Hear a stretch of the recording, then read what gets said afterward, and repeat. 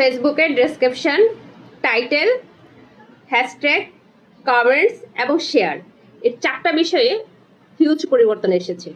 নতুন আপডেট এসেছে কিভাবে ভিডিও ডেসক্রিপশন লিখবেন, কিভাবে ভিডিও শেয়ার করবেন, কিভাবে কমেন্টস করবেন, কিভাবে হ্যাশট্যাগ ব্যবহার করবেন। এই বিষয়গুলো, এই চারটা বিষয় নতুন পুরাতন সবার জানা উচিত। কারণ ফেসবুক যখন যে আপডেট আনে ওই আপডেট অনুযায়ী যদি আপনি কাজ না করেন, যে কোনো টাইমে আপনার পেজ সাসপেন্ড হয়ে যেতে পারে, রেস্ট্রিকশন হয়ে যেতে পারে, মনিটাইজেশন হারাতে পারেন।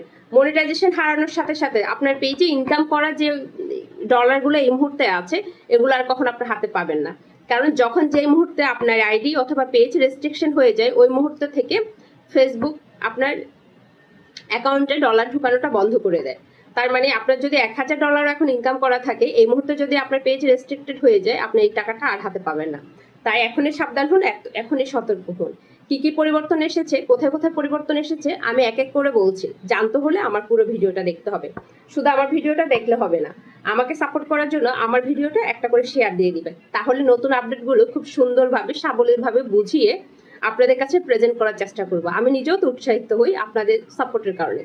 যেটা বলছিলাম, ডেসক্রিপশনে পরিবর্তন এসেছে। টাইটেল ডেসক্রিপশনে খুবই বড় একটা পরিবর্তন এসেছে।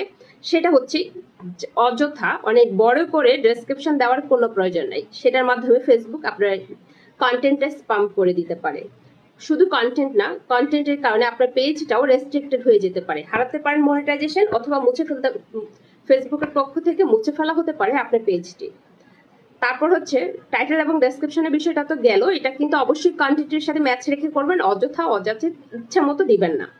তারপর হচ্ছে হ্যাশট্যাগ, যেহেতু ডেসক্রিপশনের পরে হ্যাশট্যাগটা আমরা আগে ইচ্ছে অনুযায়ী যত খুশি হ্যাশট্যাগ ব্যবহার করতাম এবং আমাদের মাথায় সেট হয়ে গিয়েছিল হ্যাশট্যাগ আমাদের কন্টেন্টটাকে ভাইরাল করার জন্য অনেক বেশি কাজে দেয়। সেই সময় এটা কাজে দিত, তবে এই সময় এসে এটা মূল্যহীন।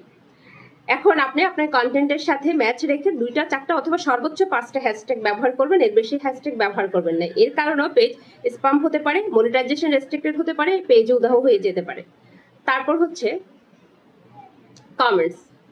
আমরা কি করতাম, কাছে আছি কাছে থাকবেন, ভালোবাসা দিলে ভালোবাসা পাবেন, পাশে আছি পাশে থাকবেন, তারপর হচ্ছে আপনার বাড়ি ঘুরে গেলাম আমার বাড়ি ঘুরে আসবেন, এই ধরনের বিরক্তিকর কমেন্টস গুলো শুধু আমরা কন্টেন্ট ক্রিয়েটাররা বিরক্ত হই না, ফেসবুক নিজেও বিরক্ত আপনাদের এসব কারণে। ফেসবুক এখন এই ধরনের কমেন্টগুলোকে স্পাম করে নিয়ে যেতে পারে।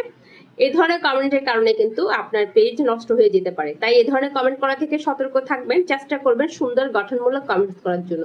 অনেকে গঠনমূলক কমেন্টস কি সেটাই বুঝেন না। গঠনমূলক কমেন্টস হচ্ছে কন্টেন্টের সাথে মিল রেখে আপনি আপনার মতামতটুকু সুন্দরভাবে জানিয়ে দিয়ে যাবেন। আপনি মুখস্থ করে কমেন্ট করবেন না। আমি অনেককে দেখি ওনারা প্রত্যেকটা কন্টেন্টের মধ্যে একই কমেন্টস করে যাচ্ছে। এমনকি ছবি আপলোড করছি, ছবিতে এসে বলছে আপনার ভিডিওটি অনেক গোছানো, অনেক সুন্দর ভিডিও, অনেক উপভোগ করেছি, কিন্তু আমি আপলোড করেছি ছবি।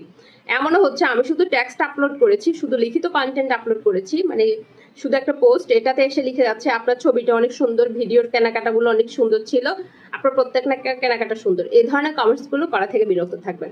এবার হচ্ছে শেয়ার। একটা সময় বলে গিয়েছিলাম শেয়ার করলে ভিডিও রিচ বাড়ে, ওই সময়টা রিচ বাড়তো, কিন্তু এই সময় এসে ওটা কোনো কাজে দিবে না। তাই আপনি আপনার অন্য কোনো ফেক আইডি অথবা অন্য কারো বাসার অন্য কারো আইডি দিয়ে আপনার ভিডিও ইচ্ছে অনুযায়ী যত্রতত্র শেয়ার দিতে পারবেন না। যতটা কম শেয়ার দিবেন ততটাই ভালো। ফেসবুক এখন রিচ করছে, মূলত ফেসবুকে রিচ বাড়ছে এঙ্গেজমেন্টের কারণে। আপনার পেজে আপনার কন্টেন্টে মানুষের যত বেশি এঙ্গেজমেন্ট থাকবে তত আপনার পোস্ট ভাইরাল হওয়ার সম্ভাবনা আছে।